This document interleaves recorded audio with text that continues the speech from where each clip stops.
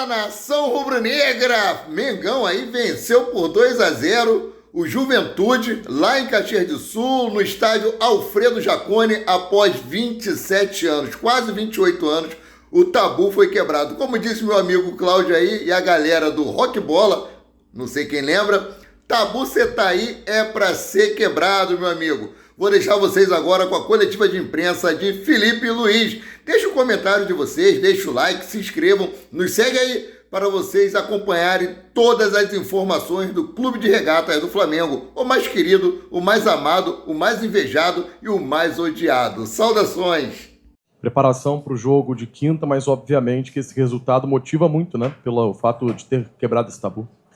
Sim, nós pensamos jogo a jogo. E eu falei para eles durante essa última semana agora, antes desse jogo, que quando eu vi os treinos que eles fizeram durante a data FIFA, me deu muito o que pensar, porque jogadores que já estão numa temporada aí com 9 meses, ninguém alega cansaço, todos querem treinar, todos competiram ao máximo durante a semana, foi um nível muito alto de treinamentos, e falei para eles que esse grupo, quando você vê isso no treinamento, cada vez que as pessoas contagiam, é um grupo que quer fazer história. Só tem muito barulho, tem como...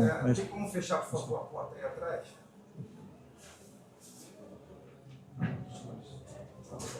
E isso me demonstra que é um grupo que quer fazer história. Então, hoje viemos aqui num campo muito difícil, onde eu particularmente já tive a oportunidade de jogar, sei da dificuldade que é de vencer aqui dentro e conseguimos uma grande vitória contra uma equipe muito bem treinada pelo Carpini. Felipe, Simon Ledo, do Coluna do Fla, você falou agora, e sempre repete isso, né, de que pensa jogo a jogo, né? Ficou então essas 2 semanas planejando Juventude ou já havia um estudo em cima do próximo jogo, que é considerado o mais importante do ano agora, que é contra o Estudiantes na quinta-feira? Ou a partir de agora que você vai focar no Estudiantes em 4 dias?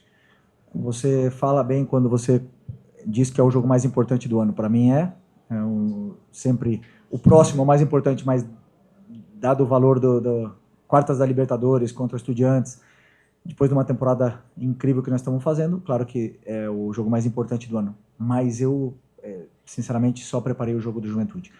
Fiz tudo pensando em como vencer o Juventude. A partir de amanhã começaremos a estudar e trabalhar para ver quais são as melhores soluções para poder encarar o Estudiantes, que sem nenhuma dúvida é um grande adversário, e principalmente equipes argentinas que competem tão bem. Temos aí o exemplo do Central Córdoba na fase de grupos. Felipe, aqui na frente, tudo bem? Boa tarde. Gabriel Orff, canal Paparazzo Rubro Negro e Revista Placar. Felipe, queria te perguntar sobre um jogador em específico. Claro que o elenco todo fez uma boa partida, mas sobre o Saul. O Saul que vem sendo destaque mais uma vez, já foi destaque em vários jogos esse ano. Chegou hoje de manhã aqui em Caxias do Sul, uma logística diferenciada, ou seja, podia até estar cansado de um voo, não sei o quê, mas entrou em campo, foi um dos destaques da partida, deu uma assistência para o Arrascaeta no primeiro gol. Como é que você vê a evolução desse jogador desde que ele chegou aqui ao Flamengo, que é um jogador europeu, talvez não conhecesse tanto assim esse calendário do futebol brasileiro? Como é que você vê a evolução do Saul aí nos últimos tempos? Obrigado. Eu vejo que estamos vendo o melhor Saul, talvez o melhor Saul da sua carreira, né? E isso é muito mérito dele, é mérito também, obviamente, do clube, de acreditar em poder recuperar o potencial desse jogador, que todo mundo sabe, não preciso falar a carreira que o Saul teve, o jogador importantíssimo que ele foi em todos os lugares que ele passou, e principalmente a história que ele tem no Atlético de Madrid.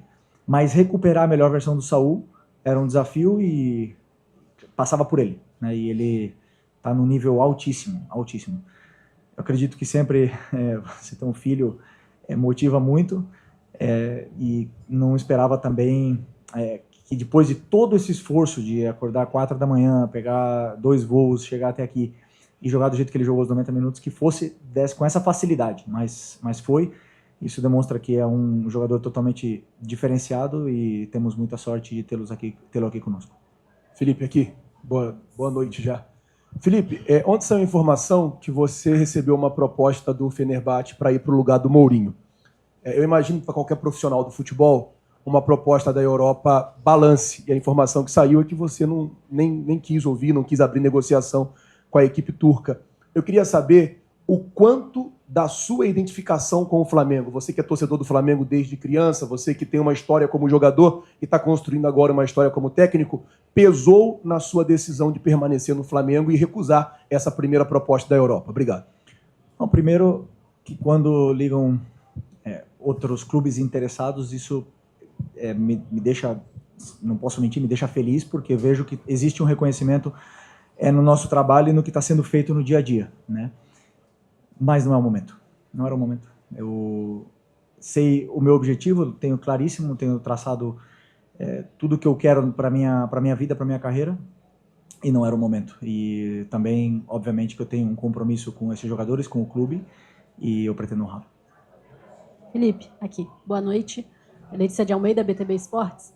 Você hoje tinha alguns desfalques importantes, especificamente vou falar sobre o Jorginho, jogador que desde que chegou assumiu uma importância muito grande no meio-campo do Flamengo, e hoje não estava à disposição. Porém, você tinha outras opções para substituir, e muito se falou sobre a manutenção do De La Cruz no lugar do Jorginho, mas você optou hoje por começar o jogo com o Alan. A que se deve essa escolha? O que você viu? Foi uma opção técnica, uma opção física, uma preocupação para o próximo jogo? Qual foi o seu direcionamento para essa decisão?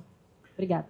Não, primeiro, pelo plano de jogo, pelo que eu acreditava que ia acontecer dentro do campo contra o Juventude, a forma que eles se comportavam nos jogos anteriores, e o que encaixava melhor como característica, e depois também a parte do De La Cruz, um cuidado especial com a sequência de jogos que ele vai ter daqui para frente. Espero sempre ver a melhor versão dele. Sei que ele teve aí 2 semanas para treinar, mas a concorrência entre eles é muito grande. Também vai voltar daqui a um tempo o Eric, vai voltar o Jorginho, e ainda temos uma grande atuação do Alan, temos o Everton Araújo, que sempre que entra é muito confiável, então isso quem ganha é o treinador, mas a minha opção pelo Alan hoje foi estratégica para o plano de jogo.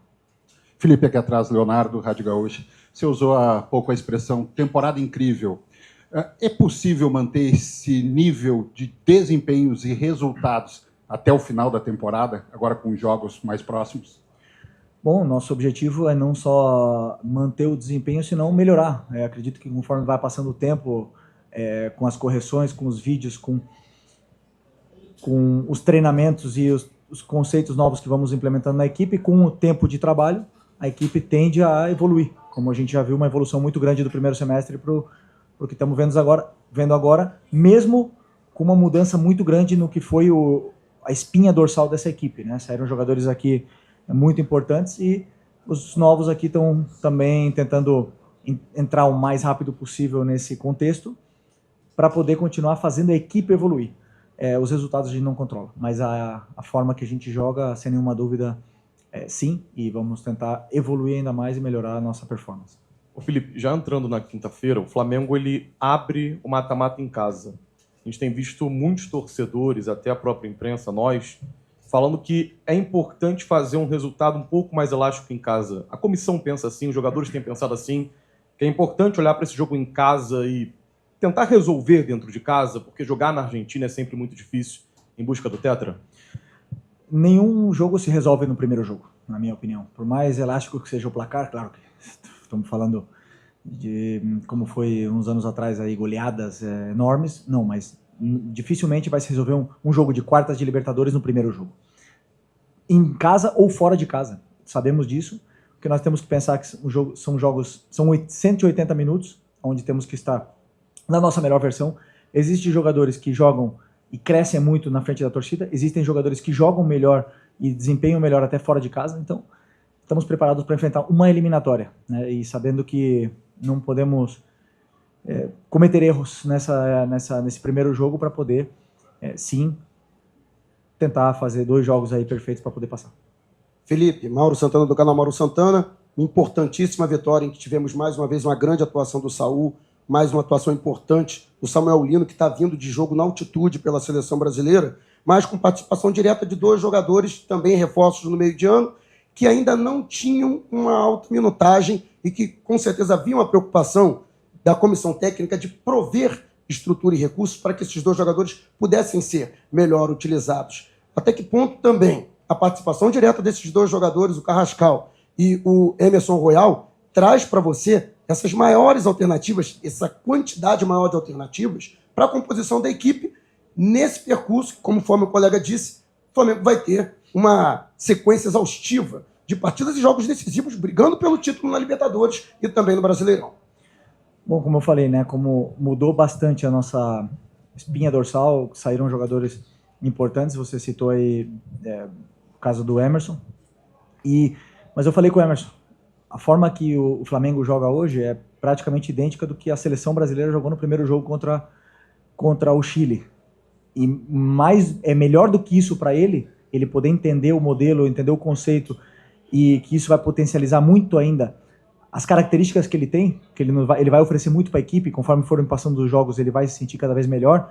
O gol hoje aumenta mais a confiança dele. Eu não tenho dúvida que vai voltar a ficar no radar da seleção, né? Então, é muito importante que ele entenda o mais rápido possível. Tivemos essas 2 semanas agora para treinar, onde ele pôde somar esses minutos e beber do conteúdo tático, e hoje cumpriu à perfeição tudo que pedimos para ele. E o Carrascal é praticamente a mesma situação, um jogador que compete por posição originalmente com a Arrascaeta, que vive a sua melhor fase, muito difícil para um jogador que chega com a qualidade e a importância que ele tem, competir com um dos melhores jogadores do Brasil no momento, se não o melhor. Mas também sabemos que ele pode render e performar em outras posições, pode jogar na direita, pode jogar no ataque, então, claro que estamos tentando dar todo o carinho para ele poder se soltar e se adaptar o mais rápido possível, porque é um jogador, como eu já falei para vocês, que tem muito talento. Felipe, você teve o retorno antecipado de 2 jogadores agora da data FIFA, né? O Arrascaeta e o Varela. O Varela teve a lesão em si, mas o Arrascaeta não. Vem em plenas condições físicas. Eu queria saber para você da importância do retorno antecipado desses jogadores, especialmente do Arrascaeta que jogou hoje, e se foi um pedido seu, se teve alguma conversa com o Bielsa, como é que foi essa situação? Não teve nenhuma conversa na qual eles entenderam. Primeiro, o Varela tá com uma pubalgia, tá com algum problema onde não poderia jogar o segundo jogo com a seleção do Uruguai. E o Arrascaeta, eles entenderam pela sequência de jogos que ele vinha tendo, e também acho que pelo momento que o Uruguai pôde se permitir o luxo de trocar e liberar esses jogadores que vêm sendo mais utilizados, e na qual agradecemos bastante. Vemos que o Arrascaeta fez um jogo com a seleção no nível esplêndido outra vez, e quem ganha somos todos nós. Flamengo ganha, Uruguai ganha, e o futebol, né, de ver um jogador que está performando desse nível. E também vimos o Vinha voltar a ter minutos e jogar muito bem também no jogo contra o Chile, então a relação mesmo sem se falar com o Uruguai está sendo muito boa. Valeu, obrigado.